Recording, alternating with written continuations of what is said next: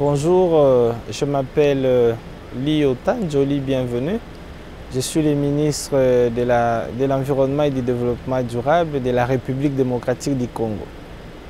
La biodiversité africaine, elle est aujourd'hui grandement menacée parce qu'elle est victime de plusieurs activités illégales qui sont menées par des braconniers, des bandits de tous ordres qui sont en train de faire un commerce illicite dans tous nos États.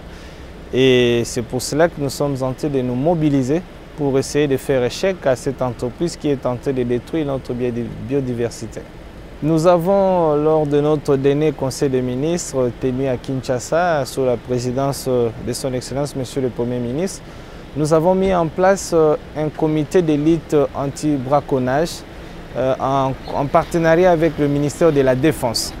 C'est un système qui va renforcer les éco-gardes que nous avons actuellement aujourd'hui, à qui on va donner une formation militaire des paracommandos. Ils seront dans un premier temps au nombre de 1200 qui seront formés, qui seront lourdement équipés, parce que nous avons remarqué que tous ces bandits, tous ces braconniers qui entrent dans les aires protégées viennent avec des armes lourdes. Non seulement ils tuent les animaux, non seulement ils détruisent l'écosystème, mais ils tuent aussi les éco-gardes. Alors pour aider ces gens-là qui passent leur vie en longueur de journée en protégeant la nature, nous allons les doter d'une formation militaire et puis des moyens, des armes sophistiquées pour faire face à cette menace permanente. D'abord, ce qu'il faut savoir, c'est que dans notre pays, le commerce est interdit. Les cornes des rhinocéros et des éléphants, ce commerce est strictement interdit. En République démocratique du Congo, dès qu'on vous attrape avec ça, directement on vous amène au parquet.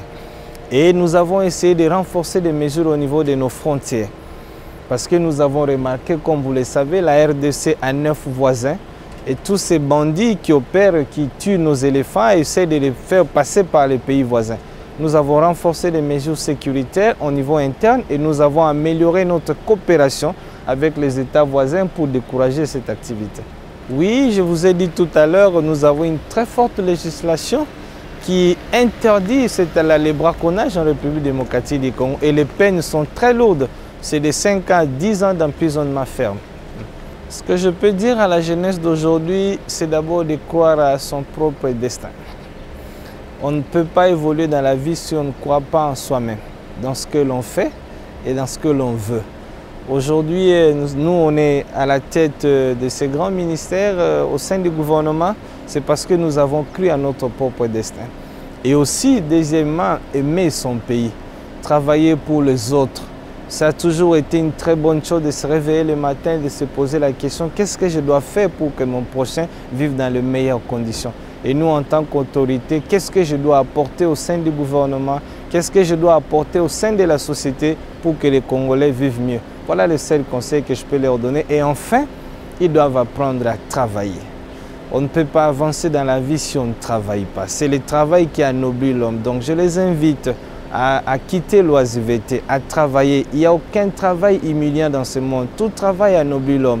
Quel que soit le degré là où il se trouve, ils doivent cultiver cette valeur. Et je crois que dans 5-10 ans, l'Afrique aura un autre visage. J'ai appris beaucoup de choses.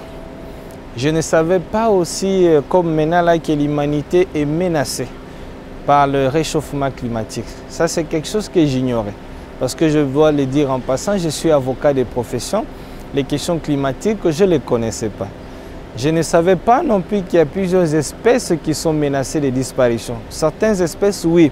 Mais aujourd'hui, grâce à ma fonction de ministre de l'Environnement, ce sont des choses qui me sont devenues quotidiennes, que je commence à maîtriser, à comprendre. Donc, je continue à apprendre aussi. Et aussi, avec la conférence à laquelle je viens de participer aujourd'hui, j'ai encore appris beaucoup de choses en matière de... Donc, c'est un apprentissage continu et c'est quelque chose de merveilleux que je suis en train de découvrir. Il y a cela un mois, nous avons connu au parc de la Garamba, qui se trouve à l'est de la RDC, il y a 30 éléphants qui ont été abattus par des braconniers parce que c'est une zone qui est envahie par des groupes armés. L'armée est tentée de rétablir l'ordre dans cette zone-là. Il y a cela un mois, il y a des braconniers qui ont abattu 30 éléphants et qui ont été pourchassés par l'armée et certains ont été arrêtés.